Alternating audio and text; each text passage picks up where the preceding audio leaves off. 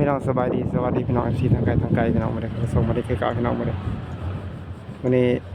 วันหยุดงานพี่น้องก็ได้โอกาสมาเฮ็ดบุญอยู่วัดปากน้ำพี่น้องเดี๋ยววันนี้สิพาพี่น้องย่างเลาะแล้วก็วันนี้ขึ้นมากราบพระธาตุเจดีย์อยู่นี่พี่น้องแล้วก็สิได้เดี๋ยวสิได้ให้พี่น้องชมวิวอยู่ข้างเทิงพี่น้องแล้วก็สิได้ลงไปข้างล่างพี่น้อง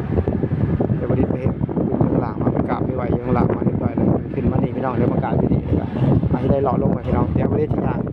จบถ่ายพี่น้องอยู่บรรยากาศได้ชมวิวเลยพี่น้องเด้อ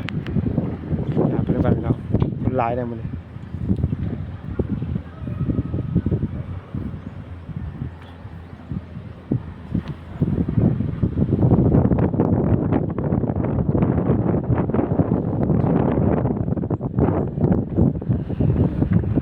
ลมกระแห้งพี่น้องเป็นวัดอย่างว่าเป็นวัดอย่างว่าเลยนะจะมีใกล้ๆวัดปากน้ำพี่น้องเลยพระองค์ใหญ่ๆพี่น้อง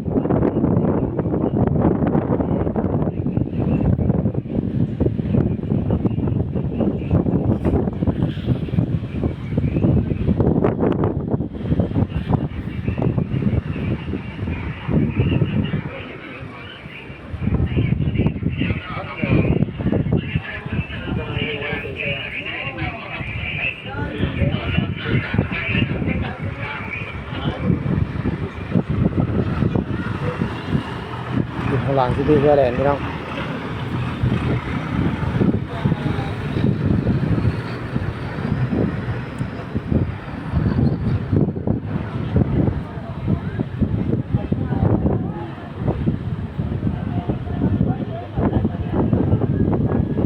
ดี๋ยววันนี้สิไปพูดพี่น้องสิย่างพูดพี่น้องสิย่างไปพูดจะหน่อยสิย่างเมื่อทันพี่น้องเมื่อผมเมื่อทันพี่น้องเขาไปวัดนั่นแหละกันสิเมื่อพูดเลยพี่น้อง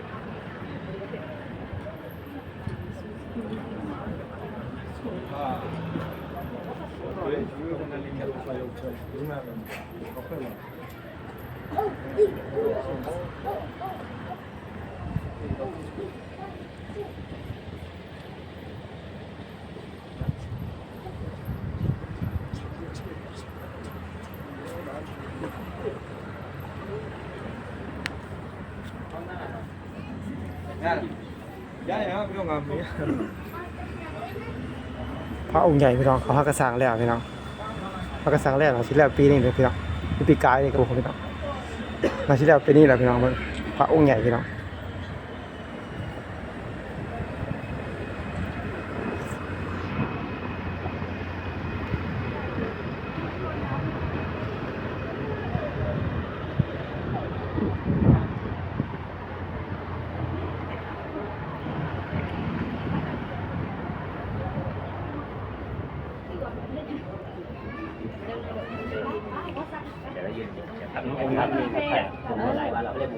不好记嘛，然后有点被ถ่าย ถ่ายไม่ได้ถ่ายผมไม่ได้ถ่ายไม่ได้มาว่ะ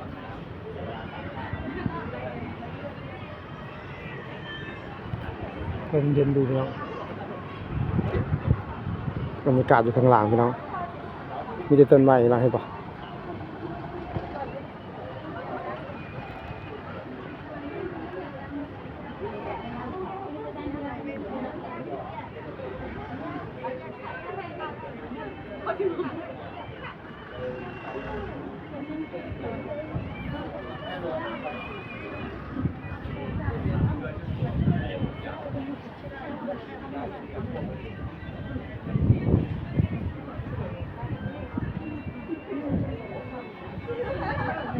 แดดแต่ลมแห้งพี่น้องเบิ่งบรรยากาศอยู่ข้างล่างครับ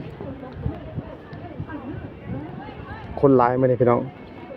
วันนี้เป็นวันพอเขาหยุดงานมานี่เขามาให้บุญกันมานี่คนหลายบรรยากาศในวัดก็สิประมาณนี้พี่น้องคนหลายพี่น้อง เ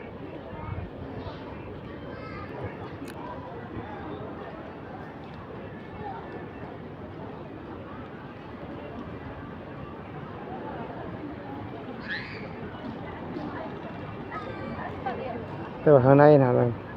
น่าจะเข้าได้พี่น้องแต่ว่าเขาบ่ให้คนเข้าพี่น้องข้างในนะพี่น้อง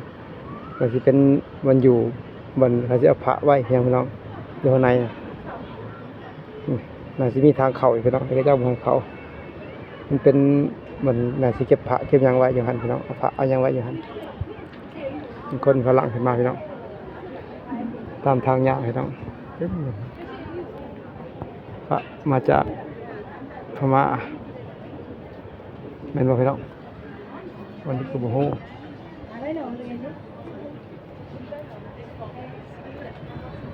พระมาจากพม่าบ่พี่น้องแม่นบ่พี่น้อง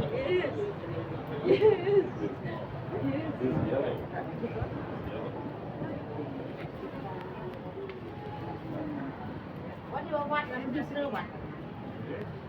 ชื่อวัดวัดถูกต้องแล้วก็ถูกห้าม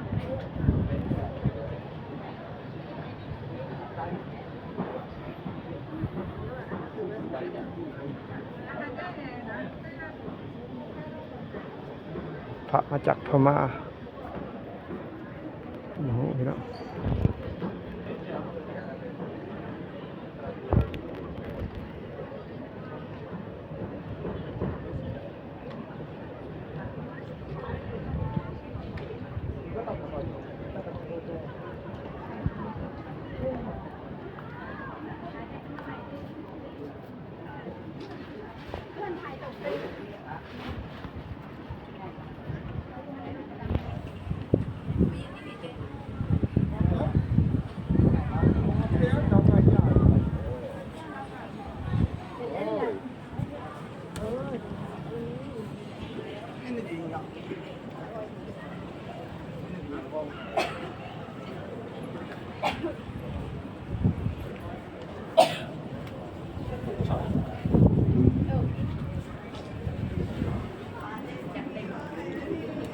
ครับเจดีย์พี่น้อง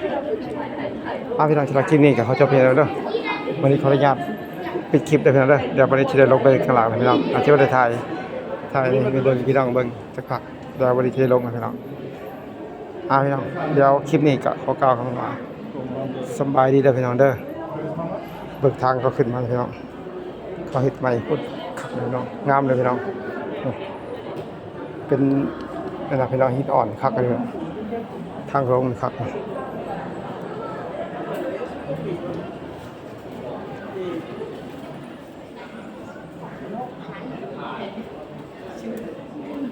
พี่น้องคลิปนี้ก็ขอกล่าวคำว่าสบายดี